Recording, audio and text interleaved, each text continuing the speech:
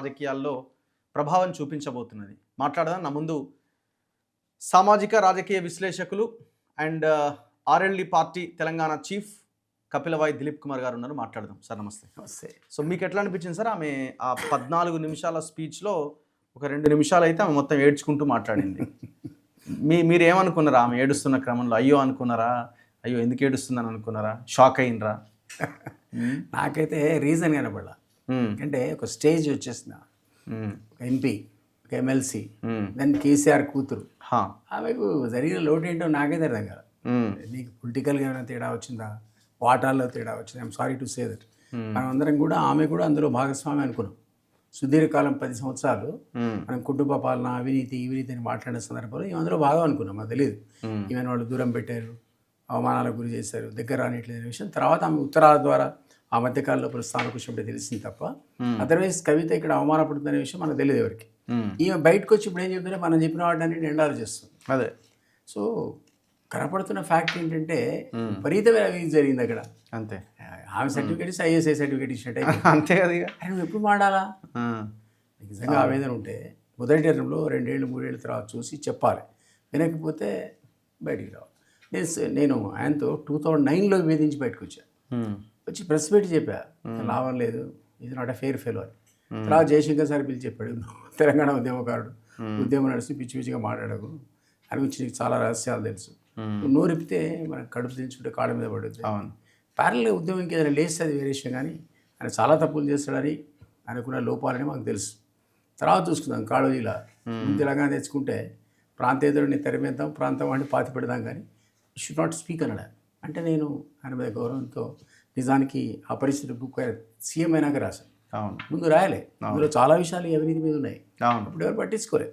Book hot cake లాగా పోయింది. మీరు కూడా విశ్లేషణ చేస్తారు. ఈ విశ్లేషణ వల్ల 50,000 కాపీలు పోయింది.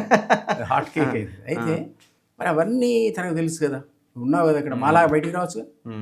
రెహమాన్ బయటకు వచ్చాడు, చంద్రశేఖర్ బయటకు వచ్చాడు, రవీంద్రనాయక్ బయటకు వచ్చాడు, వికారాబాద్ చంద్రశేఖర్ బయటకు వచ్చాడు, మన ఆయన విజయరామరావు శ్రీనివాస్ రెడ్డి బయటకు వచ్చాడు. వీళ్ళందరూ కూడా తరిమి వేయబడ్డారు అంటారు, లేదా అవమానపడ్డారు, ఏదో అని బయటకు చెప్పుకున్నారు. వాడు రకరకాల అవమానాలకు గురయ్యారు. కనీసం అట్లీస్ట్ మీడియా కన్నా ఒక లీక్ ఇవ్వచ్చు కదా. ఎక్కడైనా మీకు 10 years లో కవిత అసంతృప్తిగా ఉంది అని ఒక వార్త ఎక్కడైనా బయటకు వచ్చి మాట్లాడిందాక ఆ 10 years క్రూషియల్ పీరియడ్ కదా. ఆయన అధికారంలో ఉన్నాడు. అప్పుడు మాట్లాడంటే ప్రజల రియాక్షన్ ఎట్లుండేది? అసలు ఫస్ట్ టర్మ్ మాట్లాడుంటే సెకండ్ టర్మ్ వచ్చేవాడు కాదు, ప్రజలకు తెలిసేది కదా.